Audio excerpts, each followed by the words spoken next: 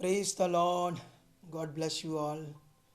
परमेश्वर आप सबको बहुत सारी बरकत दे और आपके घर में परिवार में सब कुछ अच्छे से रहे, ये मेरी प्रार्थना है।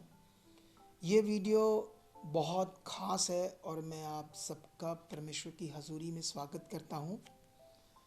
और याद रखना, मैं बड़ा आनंदित हूँ, मैं बहुत खुश हूँ क्योंकि खुदा मेरे साथ है और मैं उसकी इच्छा है ना सच्चे मन से पूरी कर रहा हूँ। सो आइए मैं आपको आज आत्मिक उन्नति, जो सबसे बड़ा विषय हमारी ज़िंदगी का, उसके बारे में कई सारे पॉइंट्स कहना चाहता हूँ ताकि आप बहुत सारी आत्मिक उन्नति करो। है ना, जैसे मान लो बाइबल में लिखा हुआ है कि परमेश्वर ने कहा, मैंने तुम्हें अंधकार में से अपनी अद्भुत ज्योति में बुलाया। और परमेश्वर ने कहा अब तुम क्या करो, मेरे गुणों को प्रकट करो। हालेलुया। तो अब और ये भी लिखा हुआ है कि हम पहले हमारा जो शारीरिक जीवन के कारण, पाप के जीवन के कारण लिखा, तुम मरे हुए थे और यीशु मसीह के साथ तुम्हें जिंदा किया गया। ये जो दो बातें हैं, इनमें आपके लिए बड़ी उन्नति है। अभी मैं इसके बारे में आपको बताऊंगा, लेकिन उससे पहले मैं थोड़ा सा आपको, जो मुझे सेवा मिली, परमेश्वर ने जो मुझे सेवा के लिए यूज़ किया, उसके बारे में थोड़ी सी बातें करेंगे। ये भी बड़ी उन्नति की बातें हैं। मुझे याद है कि मैं 2002 में यीशु मसीह में आया, जब मैं यीशु का विरोधी था, जब मेरे ऊपर ब्लैक मैजिक हुआ, कहीं से छुटकारा नहीं मिला, मेरा घर बर्बाद हो गया था। तो उन दिनों में परमेश्वर की खास इच्छा हुई तो मैं मसीह में चुना गया 2002 में।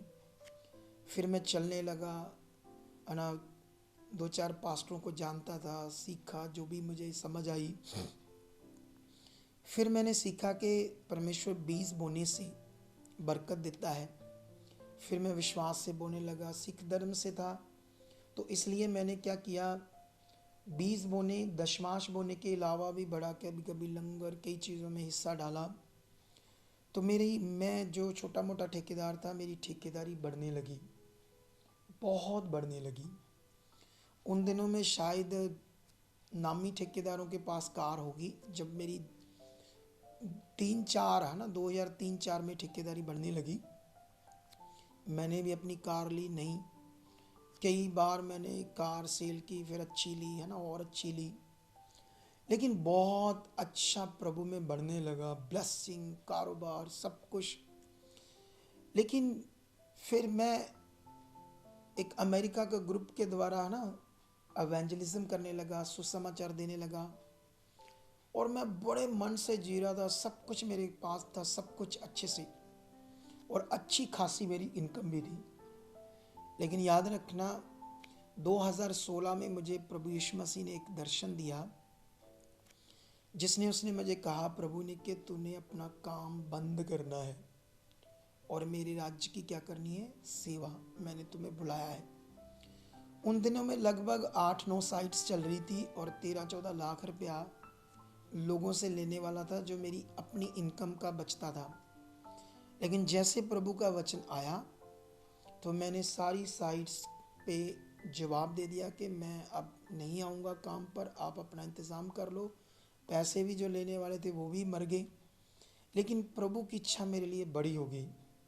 फिर उसके बाद मैंने 2017 में अपनी मिनिस्ट्री स्टार्ट की। उससे पहले मेरे कई सारे प्लॉट थे और मेरा बैंक बैलेंस भी अच्छा था। जो लोग मुझे जानते हैं वो जानते थे कि कैसा मेरा कारोबार है। लेकिन जब सेवा स्टार्ट की तो स्टार्ट में लोग तो आएंगे नहीं ना, थोड़ा बहुत आएंगे, लेकिन प्रभु की कॉलिंग थी, जिससे 10, 20, 30, 40 काम बढ़ने लगा। लेकिन इतने लोगों से तो इतना बीज नहीं आएगा ना, दशमांश नहीं आएगा। तो मेरे पास प्लॉट था, मैंने उन्हें सेल किया, बैंक बैलेंस को परमेश्वर के कामों के लिए यूज़ किया। जो मेरा नहीं था, प्रभु ने मुझे दिया था ना, तो प्रभु की चीज़ें प्रभु के काम में लगी, मुझे बहुत, मैं खुश हूँ उससे।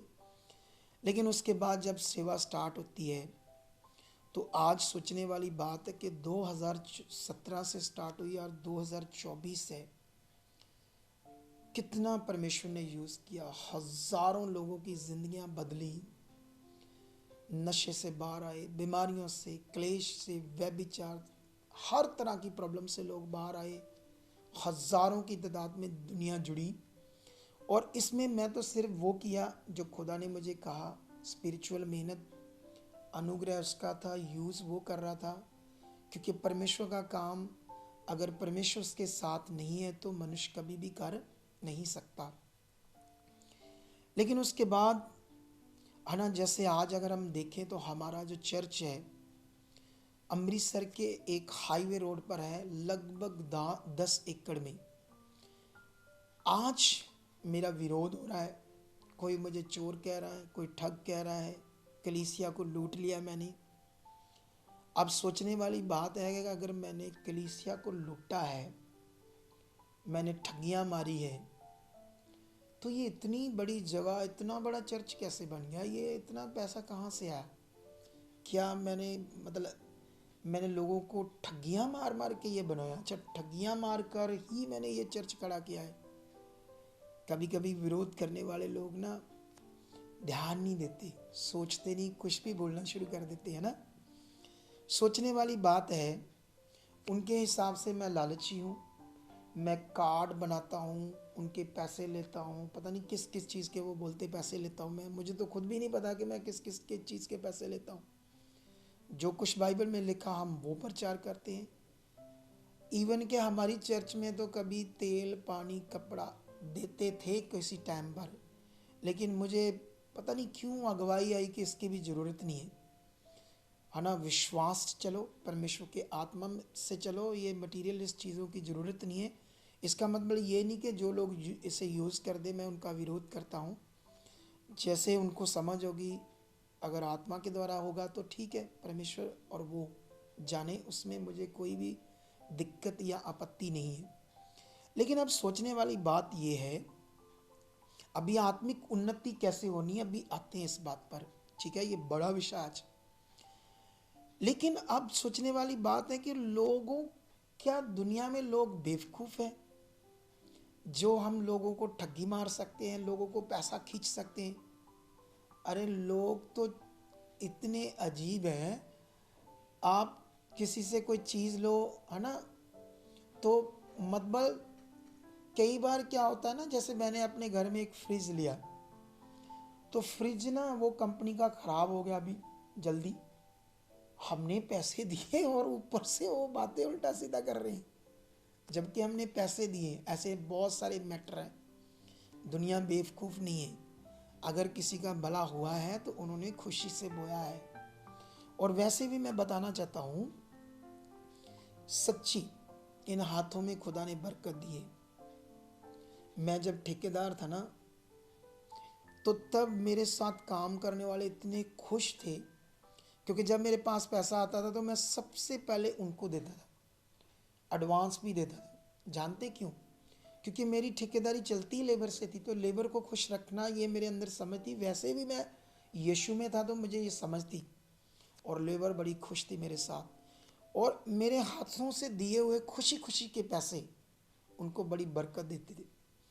और मुझे याद है कि अब जब मिनिस्ट्री कर रहा हूँ, मुझे याद है उतना लोगों ने बोया नहीं है जितना इन हाथों से मैंने यूज़ किया, बरकत आई। ये कलाम कहता है, कलाम कहता है, तुम जिस जगह पर पैर रखोगे वो स्थान तुम्हारा हो जाएगा, जिस पर हाथ रखोगे वो बीमार चंगा हो जाएगा ना। हाथ मतलब परमेश्वर ये बात कर रहे हैं ना कि मैं तुम्हें, है ना, जैसे यीशु मसीह ने चेलों को कहा ना, तुम तुम जिससे कल्याण दोगे, जिससे ब्लेस करोगे वो ब्लेस हो जाएगा। तो मतलब ये आशीष हमारे ऊपर है जब हम आत्मा से चलते हैं। अब सोचने वाली बात ये है, जो लोग भी विरोध कर रहे हैं, सबसे पहले उनके लिए एक बड़ी बात है, ये जो जो ये सारी ज़मीन है, चर्च है, क्या ये मेरे नाम पे है या संस्था के नाम पर है? अगर उनको पता है, जो लोग भी मेरा विरोध करते हैं, अगर अपने आप को बड़ा बुद्धिमान समझते हैं, तो याद रखना ये संस्था के नाम पर है। कभी भी ना इसकी प्रॉपर्टी मेरे नाम हो सकती है, ना मेरे बच्चों के नाम हो सकती है। जब मैंने 2016 में ठेकेदारी छोड़ी, तब मैं 5-6 लाख कमाता था महीने का। अगर मैं उस काम को बढ़ाता जाता, आज अपनी कंपनी बनाता, बड़े बड़े कॉन्ट्रैक्ट पकड़ता, रोड्स के बड़े बड़े मॉल, आज मैं करोड़ों रुपए कमाता।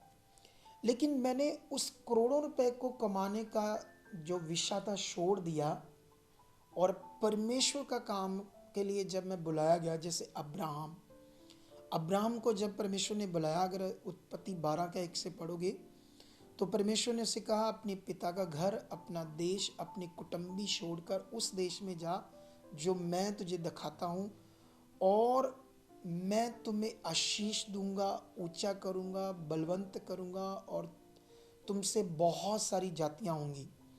और अब्राहम को परमेश्वर ने कहा जो भी तुम्हें आशीष देंगे मैं उनको आशीष दूंगा, जो तुम्हें कोसेंगे, जो तुम्हें श्राप देंगे, मैं उनको श्राप दूंगा। अब सवाल है कि मुझे भी ऐसे परमेश्वर ने बुलाया। अब जब परमेश्वर ने बुलाया तो क्या, मुझे तो पता था कि ये जब मैं सेवा करूंगा, जहाँ तो वो पैसा मुझे अपनी ये प्रॉपर्टी बनाते हैं ना, अपने नाम पर करते, कुछ घपला करते, लेकिन जब चाहे इनकम टैक्स आ जाए, ईडी सीडी जो मर्जी आ जाए, जब चाहे मेरे बैंक बैलेंस चेक हो जाए, कुछ भी चेक हो जाए मुझे तो हंसी आती है कुछ लोगों पर। ये सारा कुछ भाई, जब हम सेवा ही सच्ची करते हैं तो ये एक नंबर पर है सारा कुछ, क्योंकि ये सारे हमने डॉक्यूमेंट्स तैयार रखे हैं कि कभी भी इनकम टैक्स आएगी, कभी भी हमारी चेकिंग होगी, क्योंकि संस्था के रूल हम जानते हैं कि ये पैसा कैसे यूज़ होना है खुदा के कामों में, और ये दिख रहा है। ये बड़ा विषय है कि मैं अगर लालची हूँ तो मुझे बिजनेस में रहना चाहिए था, सेवा में क्यों आया? क्योंकि सेवा का जो पैसा होता है मिनिस्ट्री का, उसको तो मैंने यूज़ नहीं किया। अगर मैं वो यूज़ करता तो क्या आज इतनी बड़ी मिनिस्ट्री होती? अगर मैं उस पैसे को, क्योंकि मेरे पास ऑलरेडी पैसा था, मैंने जो खुदा ने मुझे दिया मैंने शुरू में बहुत लगाया। अभी भी जो मेरा घर है, जितने का भी है, कोई कुछ कह रहा है मेरे घर के बारे में, अच्छा है, मेरे लिए बड़ी बातें हो रही है ना, मुझे करोड़ों की चीज़ें बोल रहे हैं, मुझे बहुत खुशी हो रही है और मैं आनंदित हूँ। मुझे किसी चीज़ का ना भय है और ना होगा, क्योंकि मेरा परखने वाला, मेरा न्यायी मेरा खुदा है। मनुष्यों की परवाह थोड़ी करते हम। सुनो, देखो, मैंने तो अपने घर वालों को कहा कि ये बेचकर इसकी भी ज़मीन ले लेंगे संस्था की, और हम सारा परिवार क्या करेंगे, सेवा ही करेंगे, क्योंकि यीशु आ जाएगा, क्या जाएगा साथ, सब कुछ तो यहाँ रह जाना है। लेकिन कुछ लोगों को पता नहीं है। हमारे चर्च में मेंबरशिप के कार्ड बनते हैं, दूसरी मिनिस्ट्रियों में भी बनते हैं। क्यों बनते हैं, क्यों बनाते हैं, इसके बारे में तो किसी को पता नहीं है। लेकिन जो भी रौला डालते हैं, झूठ बोलते हैं, परमेश्वर उनका भला करे, क्योंकि हम तो किसी का बुरा नहीं करें सोचेंगे, क्योंकि बाइबल में लिखा है तुम बुराई को भलाई से जीत लो। सो मेरे कहने का मतलब, मैं एक वचन आप लोगों से शेयर करना चाहता हूँ। कुरिन्थियस के वचन में मेरे मन में खुदावंद ने डाला है, तो ये वचन आपको मिलेगा 1 कुरिन्थिया 4 का 3 और 4। प्रेरित पौल ने लिखा जब उसका भी बड़ा विरोध हो रहा था, परंतु मेरी दृष्टि में ये बात बहुत छोटी है, तुम या मनुष्यों का कोई न्याय मुझे परखे, वरन मैं स्वयं अपने आप को नहीं परखता, क्योंकि मेरा मन मुझे किसी बात में दोषी नहीं ठहराता, परंतु इससे मैं निर्दोष नहीं ठहरता, क्योंकि मेरा परखने वाला प्रभु है। सो मेरा ये उन लोगों के लिए इसी वचन के आधार पर, जैसे प्रेरित पौल ने कहा कि ये मेरी दृष्टि में बहुत छोटी बात है, तुम या मनुष्यों में कोई न्याय या मुझे परखे, ये बात छोटी है, क्योंकि जो मेरा मन है वो किसी बात में मुझे दोषी नहीं ठहराता, क्योंकि मेरा परखने वाला प्रभु है। ये वचन मेरे लिए है, मैं खुदा के सामने हूँ, मैं कैसे रात दिन मेहनत करता हूँ, मैंने अपनी ज़िंदगी सारी परमेश्वर के काम में लगा दी है, और रात दिन एक, आज सुबह भी मैं 4 बजे सोया था अपनी प्रे के बाद, तो ये सारी मेहनत का ही फल है जो परमेश्वर मुझे यूज़ कर रहा है। और इस विषय में आप लोगों को मैं एक पॉइंट बताना चाहता हूँ। अगर हम बाइबल में पढ़ें, क्योंकि पवित्र जो परमेश्वर के लोग हैं वो बाइबल नहीं पढ़ते, सुनी सुनाई बातों पर विश्वास कर लेते हैं। कोई भी कुछ विरोध करता हो सोचते हैं ये सही है, देखो कितनी अच्छी बातें कर रहे हैं, सच्ची वो पास्टर गलत है, चोर है, ठग है, ऐसी बातें है ना। ये अनपढ़ता है। बाइबल को चेक करो, मसीह जीवन क्या है। अगर तुम पुराना नियम पढ़ोगे तो परमेश्वर ने याजकों को ये अधिकार दिया था कि उनका घर परिवार बच्चे खाना पीना वेदी की सेवा से होगा। अगर हम नया नियम पढ़े तो नए नियम में परमेश्वर ने कहा जो वेदी की सेवा करता है वो वेदी से खाता है, जो सुसमाचार की सेवा, क्योंकि अब वेदी की सेवा नहीं है, अब सुसमाचार की सेवा है, उसकी जीविका, उसका घर परिवार बाल बच्चे किससे होगा? सुसमाचार की सेवा से। क्योंकि अब या तो वो संसार में काम करे तो फिर अपना बिजनेस करे तो अपना परिवार चलाए, अगर उसने सब कुछ छोड़कर परमेश्वर की सेवा करनी तो फिर उसका घर भी तो परमेश्वर ही चलाएगा। और ये लिखा हुआ है, कितना उसने अपने घर में यूज़ करना है उसको खुद को बुद्धि है। अगर वो सारा पैसा जो उसी की मेहनत से आ रहा है, खुदा उसे दे रहा है, अगर वो सारा खर्च लेगा, अपने लूट लेगा, तो सोचने वाली बात है वो परमेश्वर का काम कैसे करेगा। तो कभी कभी कुछ लोग जब विरोध करते हैं ये बातें भूल जाते हैं, शरीर में नहीं समझ आती क्या बोलना क्या नहीं बोलना। और कभी कभी उनकी कलीसिया बड़ा खुश होती है, वाह हमारे पास्टर तो वाह कितने अच्छे हैं, वाह जी देखो उस पास्टर की हनेरी ले आती इन्होंने, वाह जी वाह, है ना। वो ऐसे सोचते बेचारे भोले हैं, उन्हें परमेश्वर का वचन समझ नहीं है। याद रखना, अकॉर्डिंग टू बाइबल, जैसे एक माता पिता चिड़चिड़ा होता है ना, गालियां देता है या बुरे काम करता है, तो बच्चों में वो स्वभाव आता है। अगर एक अगुआ उसके अंदर क्रिटिसिज्म का आत्मा है, विरोध का आत्मा काम कर रहा है, तो याद रखना वो आत्मा कलीसिया के अंदर काम करेगा। क्योंकि एक्चुअली ये काम ऐसे करने का बाइबल के अकॉर्डिंग परमेश्वर ने किसी भी सेवक को नहीं दिया। लेकिन अगर कोई सेवक कोई मिनिस्ट्री ऐसे करता है, बहुत क्रिटिसिज्म करता है, बहुत नाम ले लेकर सीधी सीधा ऐसे बदनामी करता है, प्रभु की मिनिस्ट्री है, प्रभु की मिनिस्ट्री की बदनामी हो रही है, नाम चाहे मेरा ले रहे हैं लेकिन काम तो यहाँ यीशु का हो रहा है। लेकिन याद रखना वो क्रिटिसिज्म का आत्मा कलीसिया के अंदर भी काम करेगा और इसका फल एक दिन बड़ा खतरनाक होगा, ये मैं जानता हूँ। अब जो मेरी सेवा है ये खुदा के सामने, मैं जानता हूँ, मैं एक दास के बारे में जानता था, मैं जाता था उसके पास, वो अमृतसर का था और वो 3 दिन अमृतसर रहता था, 3 दिन 4 दिन लुधियाना में रहता था। तो मुझे पता लगा उसकी 2 सेवकाइयाँ, फिर मुझे पता चला नहीं उसने एक दूसरी पत्नी रखी है। थोड़ा सा मुझे अजीब लगा, जब मैं वचन में बढ़ा तो बाइबल में पता चला कि जो सेवक है वो एक ही पत्नी का पति होना चाहिए। लेकिन अभी थोड़े साल 3-4 साल पहले जब उसकी उम्र 52-53 थी, उसको पैरालाइज हुआ, बहुत बुरी हालत में तड़फ तड़फ कर मरा। जानते क्यों? क्योंकि वो व्यभिचार में था। और मुझे मेरे अंदर वर्ड है, मैं वचन पढ़ता हूँ, मैं भय रख कर चलता हूँ। मैं जानता हूँ बाइबल में लिखा है कि लालच और पैसा सब बुराइयों की जड़ है। और मैं ये जानता हूँ जब हम जैसा बीज बोएंगे, जैसा मैं करूँगा वैसा मेरे परिवार के साथ होगा। अगर मैं गलत ज़िंदगी जीऊँगा, लालची ज़िंदगी जीऊँगा, लोगों को ठगियाँ मारूँगा, तो याद रखना वो फल मेरे परिवार के ऊपर भी आएगा। लेकिन मैं भय रखते हुए सेवा करता हूँ और ये उन लोगों को सीधा सीधा मेरा जवाब है, आत्मिक, विरोध करके नहीं, आत्मिक जवाब है। आज 2024 है, आने वाले 1-2 साल में परमेश्वर न्याय करेगा इस मिनिस्ट्री का, कि जो हमारे बारे में बातें हो रही है क्या वो सच्ची है कि झूठी है, ये न्याय करेगा। 2 साल तक ये मिनिस्ट्री को चेक करना, अगर हम गलत होंगे तो खुदा हमारे साथ नहीं है। मैं जानता हूँ जब हम गलत चीज़ें करते हैं तो परमेश्वर का आत्मा हमारी ज़िंदगी में काम नहीं करता, चला जाता है, वो काम नहीं करता। तो मैं अपना आत्मा खोकर क्या मुझे नाश होना है, नरक में जाना है? ये बात को सीख लो आप लोग। इसीलिए मैं ध्यानपूर्वक अपनी सेवा कर रहा हूँ, चौकसी से अलर्ट होकर। आओ अब मेन विषय पर आते हैं।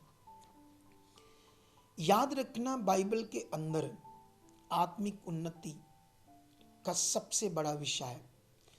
जब जब कहीं है ना शरीर की बातें हैं, है ना, अगर मिनिस्ट्री के अंदर कोई अगुआ हमेशा शरीर की बातें करता है, दूसरों का विरोध करता है, कुछ भी गलत बातें करता रहता है और अपने आप को ये बताना चाहता है कि मैं सबसे सही हूँ, तो जो वो लोगों को बता रहा है उससे लोगों की आत्मिक उन्नति नहीं हो रही। आत्मिक उन्नति होगी परमेश्वर के कलाम से।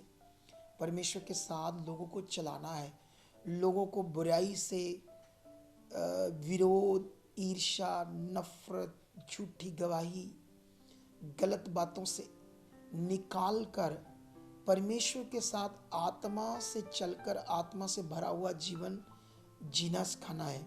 अगर मैं तुम्हें एक और वचन पढ़ाऊँ फिलिपियों का यहाँ पर, तो आपके लिए ये बड़ा अच्छा वचन होगा। ये ऐसे लिखा है फिलिपियों 4:8, इसलिए है भाइयों, जो जो बातें सत्य हैं और जो जो बातें आदरणीय हैं और जो जो बातें उचित है और जो जो बातें पवित्र हैं और जो जो बातें सुहावनी हैं और जो जो बातें मन भावनी हैं, अर्थात जो सद्गुण और प्रशंसा की बातें हैं, उन पर ध्यान लगाओ। हालेलुया। और प्रेरित पौल आगे क्या लिखता है, जो बातें तुमने मुझसे सीखी और ग्रहण की और सुनी और मुझ में देखी, उन्हीं का पालन किया करो, तब परमेश्वर जो शांति का सोता है वह तुम्हारे साथ रहेगा। इस वचन के आधार से हमें कौन सी बातें कलीसिया के अंदर बोनी है? सत्य, आदरणीय, उचित, पवित्र, सुहावनी, मन भावनी, सद्गुण और प्रशंसा की बातें। अगर मैं लोगों के अंदर हमेशा क्रिटिसिज्म करता हूँ दूसरों का, तो लोगों के अंदर वो विरोध की आत्मा काम करेगी, इससे उनकी आत्मिक उन्नति नहीं हो रही। और जिनकी आत्मिक उन्नति नहीं हो रही, अना जो परमेश्वर के लोग होंगे, अना जो हमारा विरोध कर रहे होंगे मुझे तो कभी कभी हंसी आती उन पर। उन्हें लगता है शायद कि शायद ये मिनिस्ट्री ख़त्म हो जाएगी, हम इसको ख़त्म कर देंगे, ऐसा बातें करके। बड़ी छोटी सी बात है ये, विरोध करना हमारे लिए, क्योंकि हम खुदा के बच्चे हैं। मैं खुदा का दास हूँ और मेरा भरोसा खुदा पर है, मनुष्यों पर नहीं, मनुष्यों की चीज़ों पर नहीं। थोड़े दिन पहले की बात है, अगर उसका सीन लगाऊं मैं उस बात का, ठीक है, वैसे तो मैं चाहता नहीं हूँ बात करना। एक बड़ा अमीर व्यक्ति हमारी मिनिस्ट्री में आया, लगभग 50-60 करोड़ का वो मालिक था, फॉरेन से आया था, हाल में ही अभी 4-5 महीने से जुड़ा हमारी मिनिस्ट्री में। और वो क्या कहते हैं उसको, किसी और मिनिस्ट्री में जाता था और उस मिनिस्ट्री में उसने पता नहीं 3-4 बार लाख बोया। फिर उस मिनिस्ट्री में पता नहीं कौन सी डिमांड की 4-5 लाख की, वो भी किया, ये देख करके इसके पास सब कुछ है। जब मुझे ये बातें चला, मैं आज तक जब से वो आ रहा है, एक बार बस उसकी बड़ी इच्छा थी कि मैं उनसे मिलूं। मैंने मीटिंग की, मुझे उसके पैसों से कोई लेना देना नहीं है, क्योंकि मैं जानता हूँ बाइबल का कलाम, वचन में लिखा, मनुष्य का सहारा लेना, जो मनुष्य का सहारा लेता है वह श्रापित है, जो मनुष्य पर भरोसा रखता है वह श्रापित है। ना तो मुझे किसी इंसान के पैसों चीज़ों पर भरोसा रखना है। वो सर्वशक्तिमान जिसने मुझे एक दिन अंधकार में से चुना, जब मैं नाश हो रहा था, जब मैं हालातों में था, मुझे बढ़ाया, मुझे कॉन्ट्रैक्टर बनाया, लाखों रुपए कमाने वाला बनाया, आज वो मुझे यूज़ कर रहा है, जिसने हीरे मोती सब कुछ बनाया। मैं उसको छोड़कर मनुष्यों की ओर देखूं, कमाल है। मैं प्रेयर करूंगा, लोगों के मन वो खोलेगा, लोगों को वो बदलेगा, लोग बोएंगे, मेरे लिए डिवाइन हेल्पर खड़े करेगा, फाइनेंस हेल्पर खड़े करेगा। ये कलाम कहता है मुझे किसी मनुष्यों के ऊपर भरोसा रखने की ज़रूरत नहीं है। खुदा की सेवा करूँगा, खुदा के काम करूँगा। लेकिन याद रखना, इन बातों के बाद मैं जानता हूँ प्रभु यीशु मसीह ने कहा कि जिस मनुष्य के अंदर, उसके मन के अंदर भली बातें हैं, उसके अंदर से उसके मुंह पर वही आएंगी, और जिसके मन में बुरी बातें हैं उसके अंदर से बुरी बातें आएंगी। अगर मेरे अंदर भली बातें हैं तो हमेशा मेरे मुंह से भली बातें निकलती है। हम तो कई कुछ सुनते हैं क्या क्या हो रहा है, लेकिन उस पर हम ध्यान नहीं देते, क्योंकि मेरा काम ही नहीं है ध्यान देना। मुझे परमेश्वर ने जज बनाया ही नहीं, परमेश्वर ने मुझे विरोध करने के लिए कहा ही नहीं। तो मुझे खुदा का काम करना है जो मुझे खुदा ने दिया है। लेकिन याद रखना, अगर मान लो एक इंसान है, चाहे विश्वासी चाहे नॉन बिलीवर, अगर नॉन बिलीवर भी गलत बातें पकड़ रहा है तो उसके अंदर वो बढ़ती जाएगी। अगर अच्छी बातें पकड़ेगी तो उसको शांति रहेगी। अगर एक विश्वासी जहाँ पर भी जाता है वहाँ पर उसे क्या सिखाया जाता है? माफ़ करना। जैसे बाइबल में हम अगर यीशु मसीह का जीवन पकड़ें, क्योंकि आज हमारा पुराना जीवन कहता है, लिखा है कि यीशु के साथ मर गया, हमें नया दिया गया है। नया जीवन क्या है? यीशु का जीवन हमारे अंदर आना चाहिए। आत्मा के फल, आत्मा के द्वारा चलना हमारा जीवन अब प्रकट होना चाहिए। सुनो तो देखो ध्यान से, जिस जगह पर हम जाते हैं, अगर वहाँ पर हमेशा मान लो हमारी मिनिस्ट्री या किसी और मिनिस्ट्री की विरोध की बातें सिखाई जाती है, वो ऐसे है, लूट रहे हैं, चोर हैं, तो याद रखना ये बातें लोगों के अंदर बढ़ रही है।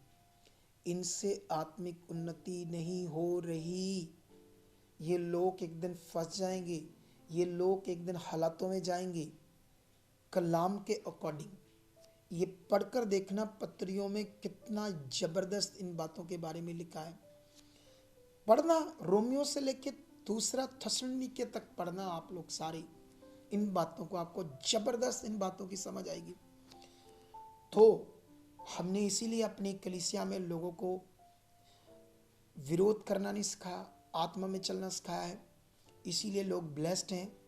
अगर हमारी मिनिस्ट्री में आज कुछ लोग टूट कर गए हैं, किसी मिनिस्ट्री में गए हैं और वहाँ विरोध कर रहे हैं, तो याद रखना उनकी गवाहियाँ बनी थी यहाँ। याद रखना मेरे द्वारा उनका जीवन बचाया गया था। आज कौन सी शिक्षा है जो उनको ये बुला दिया गया है कि तुम उनके द्वारा बचाए गए थे, वहाँ तुम्हारी गवाहियाँ बनी थी, आज वो भूल गए, आज इस मिनिस्ट्री के प्रभु के विरोध में खड़े हो गए हैं। इसका फल वो जानते नहीं क्या आएंगे। लेकिन मैं खुश हूँ, इसलिए खुश हूँ कि मेरा न्यायी मेरा खुदा है। मनुष्य मेरा न्याय करे, मेरे लिए बोले, इनकी मुझे कोई परवाह नहीं है, क्योंकि खुदा मेरे साथ है। आने वाले 1-2 सालों में खुदा ये प्रकट करेगा कि मैं सच्ची सेवा करता हूँ या चोर हूँ, ठग हूँ। ये खुदा प्रकट करेगा। मैंने सब बातों में आपको समझा दिया कि कैसे कैसे खुदा ने मुझे यूज़ किया है। आज हमारी मिनिस्ट्री के अंदर जो मेहनत हो रही है, जो हम लोगों पर वर्क करते हैं, ये खुद लोग जानते हैं। अगर लोगों को यहाँ, मुझे ये बताओ, ठगी मारी जाती है, तो क्या इतने लोग टिकेंगे? क्या इतने लोग बने रहेंगे? क्या इतना खुदा उनके जीवन में हमारे द्वारा काम करेगा? जो इतना काम हो रहा, नशे छूट रहे हैं, व्यभिचार, बीमारियां, हालातों से बाहर आ रहे हैं। सो मेरे कहने का मतलब, जो भी हमारी मिनिस्ट्री में जुड़े हैं, मैं उनको कहूँगा कि आपने हमेशा प्रभु को देखकर चलना है। किसी भी सेवक के विरोध में नहीं खड़े होना। जो मैंने सिखाया उस पर चलना है, सच्ची सेवा पर, सच्चाई पर। जिन बातों को मैंने सिखाया, बहुत सारी चीज़ें, और सेवक जो भी कर रहे हैं वो परमेश्वर की ओर से हैं। जो भी कर रहे हैं वो अच्छा कर रहे हैं। लेकिन हम जो कर रहे हैं, हमने जो सीखा है, जो आपने मुझसे सीखा, ना तो किसी का विरोध और ना ही कुछ ऐसा काम जो परमेश्वर जिससे खुश ना हो। लेकिन इन बातों के बाद मैं आपको बताना चाहता हूँ, जैसे यीशु, अगर हम यीशु के जीवन को देखें तो सबसे पहले यीशु को लोगों ने कहा तुम व्यभिचार से पैदा हो, क्योंकि कुंवारी कन्या से हुआ, तो लोगों ने ये विरोध किया। यीशु ने उनको कुछ नहीं कहा। यीशु ने झगड़ा नहीं किया। यीशु ने प्रकट करके दिखाया मैं कौन हूँ। यीशु क्रॉस पर चढ़ाया गया तब भी वो माफ़ कर रहा है, हे पिता इन्हें माफ़ कर, ये जानते नहीं क्या कर रहे। यीशु मसीह ने हमें भी सिखाया कि तुम्हारा स्वभाव यीशु जैसा हो। यीशु मसीह ने हमें सिखाया अपने शत्रुओं को क्षमा करो या प्रेम करो, जो तुम्हारा विरोध करे उनके लिए प्रार्थना करो। तो ये बातें क्या हमारे अंदर है आत्मिक उन्नति की? क्या यीशु का जीवन, यीशु का स्वभाव हमारे अंदर है? अगर है तो याद रखना, जिसके अंदर परमेश्वर का आत्मा काम करता है ना, वो कभी क्रिटिसिज्म, विरोधता नहीं करता। अगर तुम सोचते हो, अगर तुम्हारे अंदर भला मन है किसी के लिए भी, तो वो भला मन प्रकट हो जाएगा। अगर हम सोचते हैं हमारी प्रार्थनाओं से कैंसर जाता है, ये जाता है, वो जाता है ना, तो हमें अपने लोगों के लिए, अगर लगता है कोई सेवक इस दुनिया में गलत है, तो अकॉर्डिंग टू बाइबल उसके लिए प्रेयर करनी चाहिए, विरोध नहीं करना चाहिए। इससे जो सेवक ऐसा होगा ज़्यादा बढ़ेगा। और याद रखना, मैं ऐसा करता हूँ, मैं सारी मिनिस्ट्रियों के लिए प्रार्थना करता हूँ, और मैं ये भी प्रार्थना करता हूँ कि मिनिस्ट्रियाँ और बढ़े ताकि परमेश्वर का राज्य बढ़े। क्योंकि जब पृथ्वी पर एक रूह बचती है तो लाखों स्वर्गदूत स्वर्ग में खुशी मनाते हैं। तो अगर मैं नहीं मनाऊंगा तो फिर तो मैं शारीरिक हुआ। तो मैं वैसे भी हमारी मिनिस्ट्री में ज़्यादातर हमने नए लोगों को बचाया है। सच्ची, मुझे परमेश्वर ने प्रेरित पौल की तरह चुना है, नए लोगों को बचाना। अगर दूसरी मिनिस्ट्रियों में लोग आए हैं तो वो लोग आए हैं जो बैकस्लाइड होने वाले थे। हो सकता है उनकी प्रेयर टाइम से नहीं हुई, हो सकता है कोई खुदा का दास उन्हें मिला ना हो, तो इसकी वजह से मन खराब करके परमेश्वर से दूर होने वाले थे। हो सकता है हमारी मिनिस्ट्री में भी कुछ ऐसा मन खराब कर सकते हैं। ये ऐसा नहीं है कि कोई भी कर सकता है, लेकिन ऐसे लोगों को हम मिले तो उनकी रूहें बची। और मैं आज खुश हूँ, खुदा मेरे साथ है, मैं एक अच्छी सेवा कर रहा हूँ और ये सेवा बढ़ती जाएगी। इस वीडियो के द्वारा आइए हम प्रार्थना करेंगे जो भी हमारा विरोध करते हैं उनके लिए। पिता परमेश्वर, जो लोग विरोध कर रहे हैं परमेश्वर, उनको आप जानते हो और आप मुझे भी जानते हो, मेरी सेवा को, मेरे मन को जो तुम्हारे सामने है खुदावंद, बस मैं उनके लिए प्रार्थना करता हूँ। उनका भला करना, उनके परिवारों का, मिनिस्ट्रियों को, लोगों का तेरी दया उन पर बनी रहे। और ख़ास करके इस देश के लिए, इस देश पर तेरा अनुग्रह ठहरे। सब सेवकों को इस्तेमाल करना ताकि लाखों, हज़ारों, करोड़ों रूहें बचें सबके द्वारा। खुदावंद, मैं इस मिनिस्ट्री के लिए भी प्रार्थना करता हूँ, इस मिनिस्ट्री में जुड़े हुए लोगों के लिए, कि वो आत्मा में बढ़ते जाएं, उन्नति करें और बहुत सारा आगे बढ़ें। और ये बरकत ठहर चुकी है यीशु मसीह के नाम से, आमेन आमेन। तो मिलते हैं कल संडे की संगति में। परमेश्वर आपको बरकत दे चुका है, आमेन।